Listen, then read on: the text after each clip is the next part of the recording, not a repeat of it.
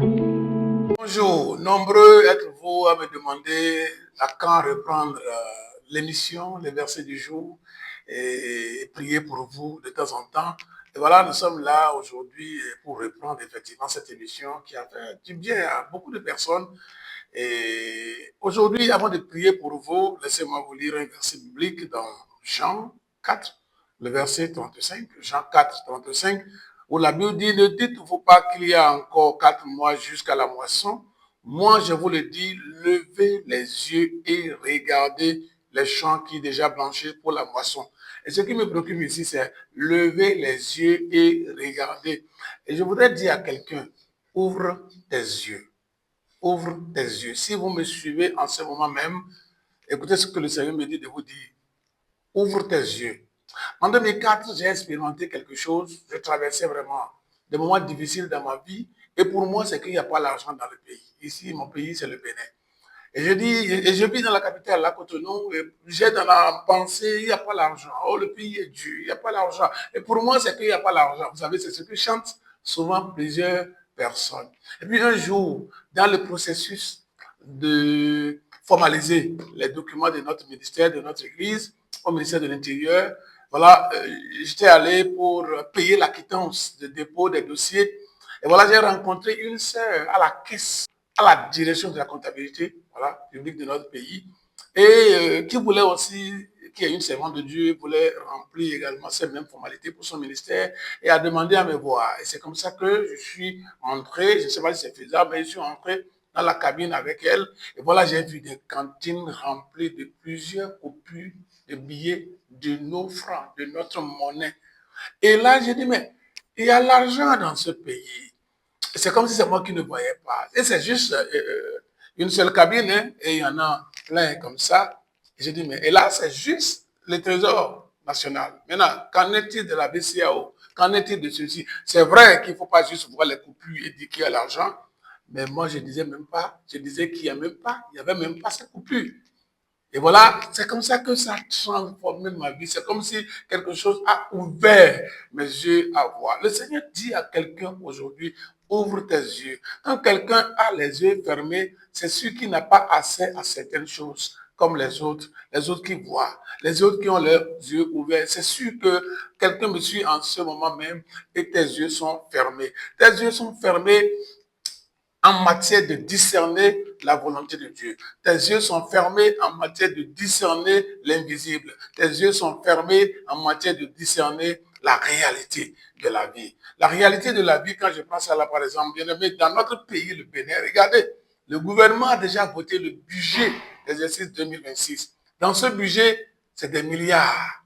Il y a certains qui vont, de ces fonds-là, qui vont dans l'agriculture, vous voyez, dans les routes, vous voyez, dans le social, vous voyez, dans les écoles, dans la santé. Et ces milliards-là, on les investit. Et pourtant, il y a des gens qui disent, il n'y a pas l'argent.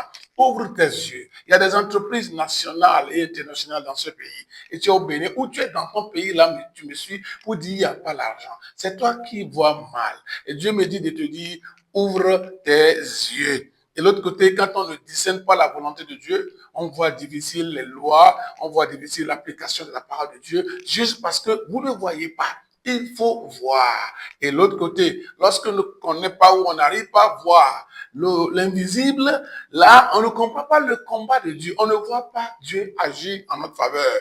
Vous savez, il y a des gens qui pensent que le diable est derrière nous, le diable nous poursuit, les sorciers ne veulent pas que nous évoluions. Et c'est tout ça là qu'ils voient. Et moi, je dis, il y a un problème.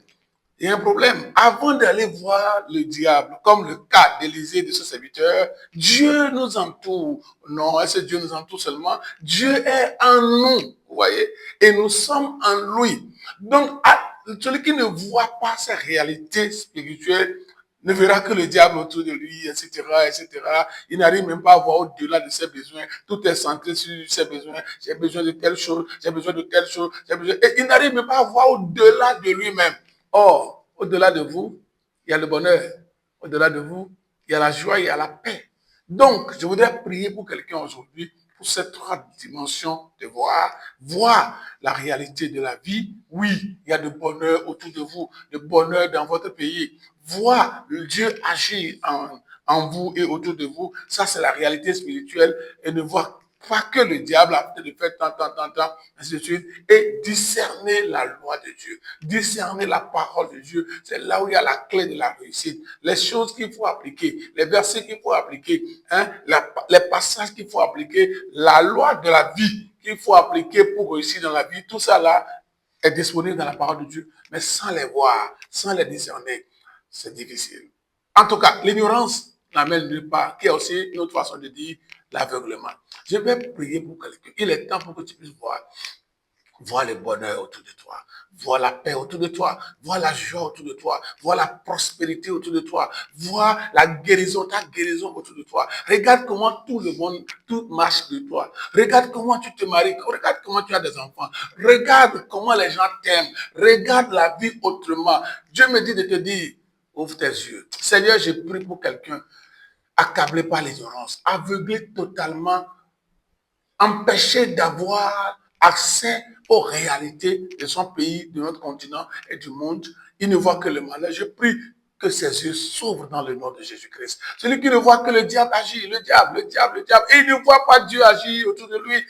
Oh, je prie pour que tes yeux s'ouvrent dans le nom puissant de Jésus-Christ. Celui qui ne voit pas le plaisir dans la loi de Dieu, il voit que la loi de Dieu est difficile. Vraiment, comment Dieu va dire ceci? C'est parce que certainement vous êtes aveugle. Sinon, la loi de Dieu, la parole de Dieu, la loi de vie n'est pas du tout difficile. Il faut la voir. Je prie que tes yeux s'ouvrent dans le nom de Jésus-Christ. Entre dans ton abondance. Je prie pour ta guérison. Je prie pour ta délivrance. Je prie pour la paix dans ton foyer. J'anéantis toute œuvre satanique dans ta vie. Et je commande à tous ces démons, à tous ces esprits maléfiques qui t'accablaient de quitter ta vie maintenant même. Que tes affaires prospèrent dans le nom de Jésus de Nazareth. Shalom.